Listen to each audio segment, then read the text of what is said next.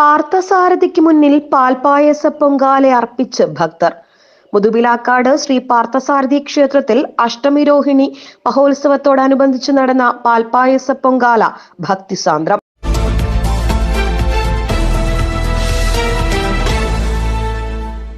മഴ മാറി നിന്ന പകലിൽ മുതുവിലാക്കാട് ശ്രീ പാർത്ഥസാരഥിയുടെ തിരുമുമ്പിൽ നൂറുകണക്കിന് ഭക്തർ ഒത്തുചേർന്നു.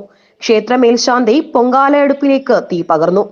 തുടർന്ന് നാമജപമുഖരിതമായ അന്തരീക്ഷത്തിൽ ഭക്തർ ഭഗവാന്